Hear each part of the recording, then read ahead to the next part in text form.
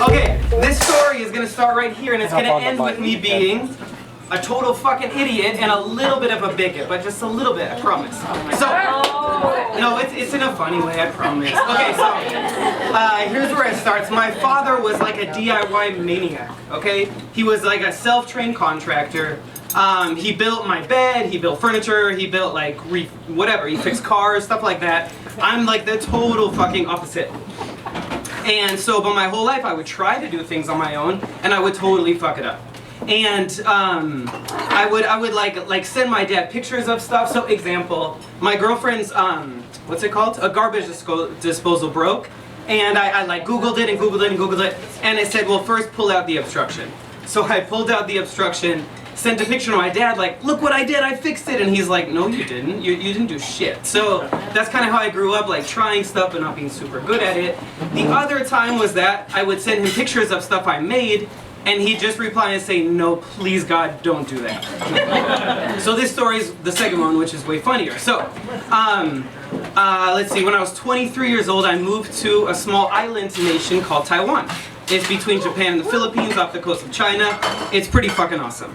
Now, if you've traveled abroad, who's traveled abroad? Exactly.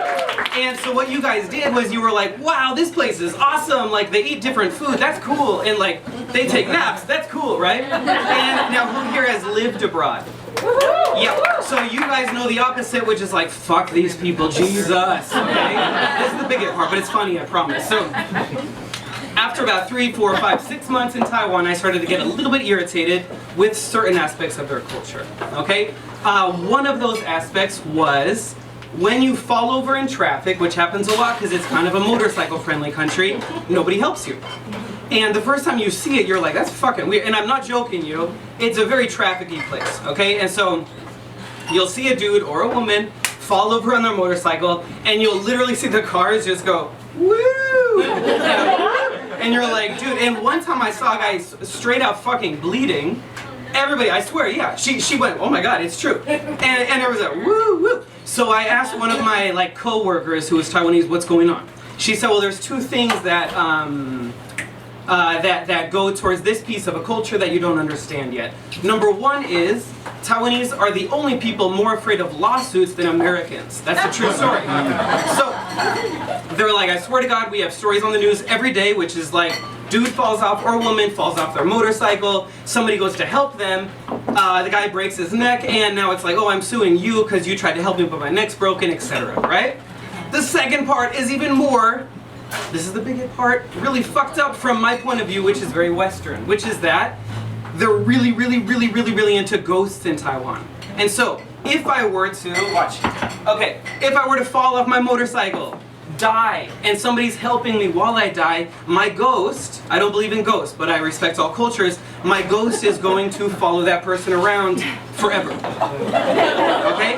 Now similarly, this is a true story, I had a girlfriend, I forgot to pull out once, and I was like, oh, this is a side tangent, okay? This isn't that anyway. And I was like, oh shit, we never had the abortion talk. And I said, hey, just out of curiosity, what would happen if I like, you know, if it worked?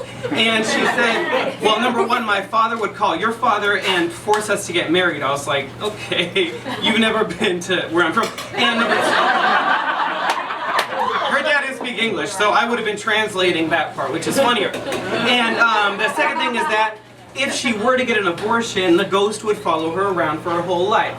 This is where I don't, you know, think all cultures are equal in all aspects of the world.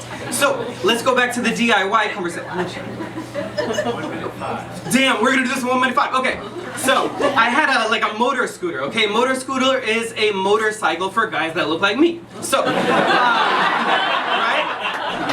And the motor scooter, this was my dream. It was to tow my bicycle with my motor scooter. I have a minute. Okay, to tow my bicycle with my motor scooter somewhere, and then like take a big bike ride. And then I was like, dude, I'm such a man, right? So, email my dad. How do I attach a bicycle to a motorcycle? He has all these mock-ups of epic jobs. I do none of them. What did I do? Do you know what a hand truck is? Yeah. For real? Okay, it's the thing that you use to carry a refrigerator. I tied that with a scarf to the back of my motor scooter. The scarf says it all, right? You remember Metro? That was me. So, yeah, before hipsters. So I tie it to the yeah. Okay, hand truck has a wheelbase. You know what a wheelbase is? Yeah. Yeah, of the same thing as a fucking skateboard. It's like this big. So, I'm riding my motorcycle on the highway. Stupid idea. Hell of potholes. Thank you, Taiwan. The motor, the thing, what's it called? The hand truck flips over. And it's going like this. Okay, I'm done. Am I done? No. Okay. And it's going. Listen to the noise. Okay, that's my bicycle. Bicycle costs $600. Motor scooter costs $200. So what do? I slam on the brakes. Slam it fucking hard. What does it do? The hand truck flies up, lands on me, and I'm on my side like this on the highway of Taiwan. And the thing's on top of me. Nobody comes to help me. And they did the same fucking thing. They went like this. I could have been dead. Nobody cared. So I have one defense. Who's ridden a motor scooter before? Yeah, like 4 of you. Yeah. Okay. Motor scooters have this. So while I think about how fucking dumb I am, how disappointed my father would be, and how much I hate this aspect of this one culture, which makes me a slight bigot, I go. For about 4 minutes. And then somehow I got myself out of there and stayed in Taiwan for 4 more years. But yeah, that's true, yeah.